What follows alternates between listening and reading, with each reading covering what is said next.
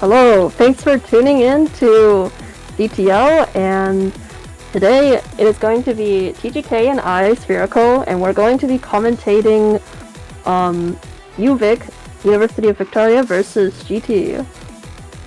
Oh, absolutely. Thank you for coming along with me, Spherical. It's such a nice Sunday night, as I say so myself, especially during Stratosphere, which is where a lot of the TWC qualifiers are happening. But at the moment in due time, we do have CTL to run, so it's really fun to commentate this as a first timer of this, because I was well aware of CTL, and even though I wanted to take the opportunity firsthand, I'm very glad I could be able to start the first match pretty strong with GT versus Uvic. Yeah, it's great having you here. Also meaning for new commentary dynamic or whatever. What do you think of the matchup between GT and Uvic? Well, you did tell me, because beforehand we were talking about the teams already, but it definitely seems like definitely looks like Uvic is changing up their strategy a bit more. Because previously, last year, we had Champoro and... Oh, who else am I thinking of? Champoro and Happy Turtle, who originally, played as part of the main roster, but now they're currently substitutes. So having this new roster that Uvic's going to have is going to be quite interesting against GT, who, quite frankly, might have a strong chance about that. But Uvic has a bit of a potential to experiment with this new roster. And yeah, for sure. And Uvic also being a older team, maybe they have more experience trying to work things out together and maybe train for the season if that's something they're doing. Absolutely. But we'll see. And judging by the amount of teams that we got throughout the entire league, it seems like that Uvic, despite being on the lower end, still has quite the potential. And even with this new switch around, especially with players like Champoro being on the back burner, I could definitely expect a bit of an interesting playstyle, just in general, by this team. So... Yep. Maybe there'll be more counter-picking, since the rank disparity for Uvic is much higher than for GT.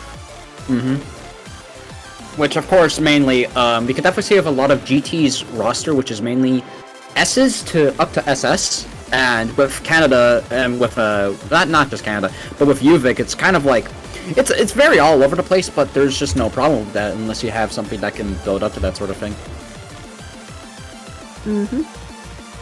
So, already we're going to get ourselves started with the first pick, which is going to be Exilith versus Adorable...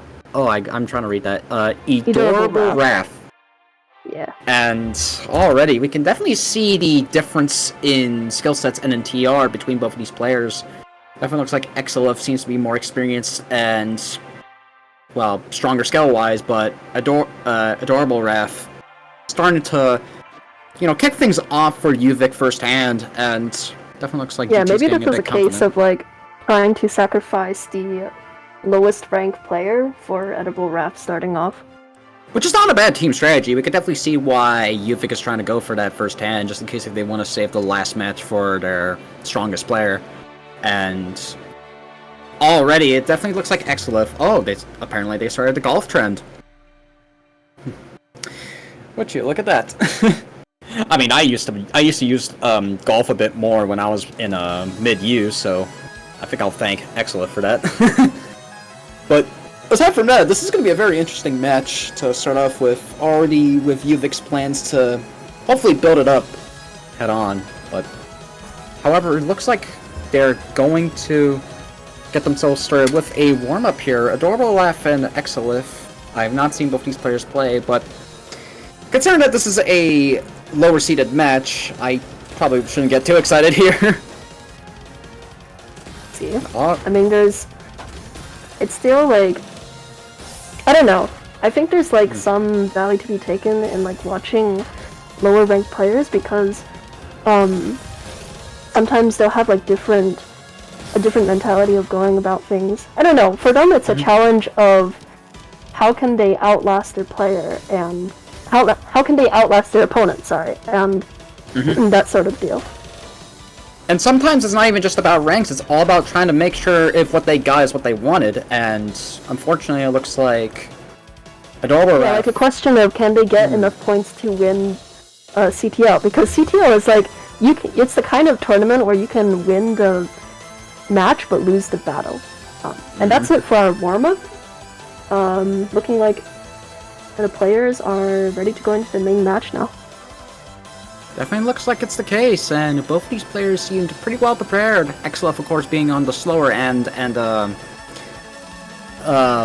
definitely seemed like XLF having, like I said, a bit more experience gameplay-wise, but Adorable Raph seems to have patience and a lot of decision-making on their hands, so see how this goes. For Uvic's first match against GT. Yep. And already we can see both of these players going for DT cannon. XLF managed to get it out in the nick of time. Unfortunately, Dorboraf not pulling off the entire setup, but with a lot of clean garbage on their hands, they could try to dig for all of it, but with the speed that Dorboraf is going, oh dear. Oh gosh. It does seem like DT cannon as a opener strategy in today's meta. In today's meta, where a lot of all-spin decisions are commonly made, I would definitely say, is XLF going for mech? Oh god, that is. Looks like it. What a setup. Very interesting. But going back to what I was. Sorry, continue. Although Dorboraf gets the DT off, but unfortunately not going to be able to get the 2 Ts in time. But back to what I was saying. DT cannon in this meta is not exactly terrible, but it's not like still not the best opener to use in any days due in time. If you get off the 2 Ts because of the all spins, you can still maintain back-to-back, which is a very minor benefit for DT cannon. But because there are a lot of other openers like incomplete PC setups that are abused by players like Jack and whatnot, or just general upstacking that you could build off of all spins, you can have more potential to work with that instead of having to rely on DT cannon, which, of course, there's no faulting with using DT cannon, and there's just better options. Okay, so correct me if I'm hearing this wrong, but I guess you're saying like it's better for players nowadays to just like sprint and try to get into the match quickly with a cleaner PC setup compared to a DT cannon? Well, they would usually skip the PC, but they usually build the setup first and then build on top of it. We've been seeing a lot more PC. We've been seeing a lot more PC upstack with this meta because it helps build that level of flexibility and, of course, the flashy freestyles that we usually see from a lot of players. But aside from that, when it comes to lower ranked players, they usually use that as a way to get instant garbage and fast. And Adorboraf is doing his best to try and at least get some off immediately, but XLF having a bit of a very interesting time with this board here, skipping that T-spin. But Adorboraf is already so high on the board. But they do manage to scam a bit of it, but it just unfortunately was not enough to let them live for long. But they did manage to get a round off of XLF, so that's good to hear. One is better than none. And for anyone watching who's unfamiliar with the current meta and just like how the game in Tetris is going so far, basically there was a change in, I guess you could call it kind of like a balance patch update that made it so the openers that are reliant on perfect clears are much weaker than they used to be in the past. Absolutely. And because a lot of these top players are basically ditching a lot of PC looping openers, akin to something like SDPC or BT Cannon or any of these openers that rely on PC spam, you can definitely see less of that in the current meta, and just more general basis on back-to-back chaining, which, of course, even some of the mid-level players are using to abuse to its fullest potential. Well, not to its fullest, but to its most minimum potential, which is still pretty good. Yeah.